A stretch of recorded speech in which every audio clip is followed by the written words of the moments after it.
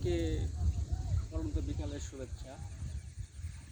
আমি আব্দুল আওয়াল আপনার মাঝে কিছু কথা নিয়ে আসছি। সেটা হচ্ছে স্মার্টফোন এটা নিয়ে এটার উপকারিতা এবং এটার ক্ষতির দিকটা। উপকারও যেমন আছে, ক্ষতিও তেমনই আছে, তার চেয়ে বেশি আছে।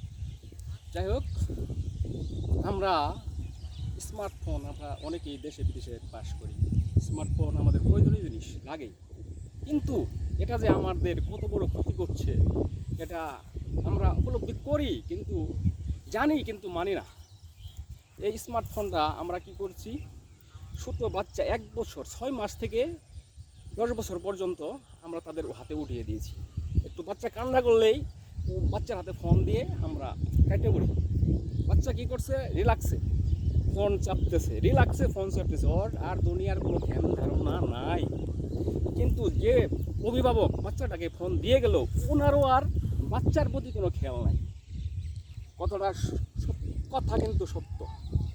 তবে আমরা যারা এই বাচ্চার হাতে মোবাইল দিচ্ছি, ওরা ভবিষ্যতে কী হবে, মোবাইল ম্যান হবে।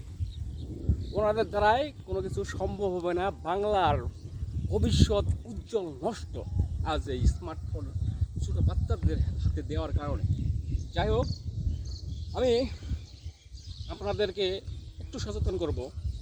সেটা হচ্ছে, আজকে যদি বাচ্চার হাতে স্মার্টফোন দেন, ওই মোবাইল ম্যান হবে, পড়াশোনাতে মন বসবে না, মন দেবে না, পড়াশোনা করবে না। তো যাই হোক, আজকে আমরা অসুস্থ হয়ে যখন পড়ি, আমার মাদারগঞ্জ সরকারি হাসপাতালে গেলে ট্রান্সফার করে দেয় সঙ্গে সঙ্গে। এখানে ধরবে না, এখানে চিকিৎসা নেই ওনার, কিন্তু ডাক্তার আছে, চিকিৎসা নেই ওখানে। দেয় জেলাতে পাঠিয়ে দেওয়ার পরে জেলাতেও ধরে না, ওনারা জেলাতেও ধরে না, তো পাঠিয়ে দেয় ওই ডিস্ট্রিক্টে যাওয়ার পথে কেল্লা ফতে ফুটিস গেছে, ইন্নানিল্লাহি ওয়া ইন্না ইলাইহি রাজিউন হয়ে যায়। তো আমাদের মোবাইল ম্যান বানাইলে আমাদের থানার থেকে জেলাতে যেতে হবে, জেলার থেকে ওই আপনার ডিস্ট্রিক্টে যাইতেই ইন্নানিল্লাহ হয়ে যাবে। এরকম পরিস্থিতি এই স্মার্টফোনের কারণে আগামী ভবিষ্যৎ প্রজন্ম ভুগবে।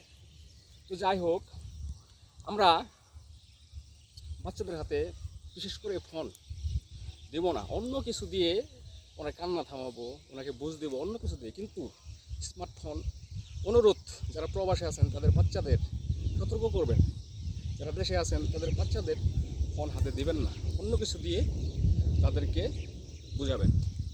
তো যাই হোক, আজকে আমাদের দেশে এই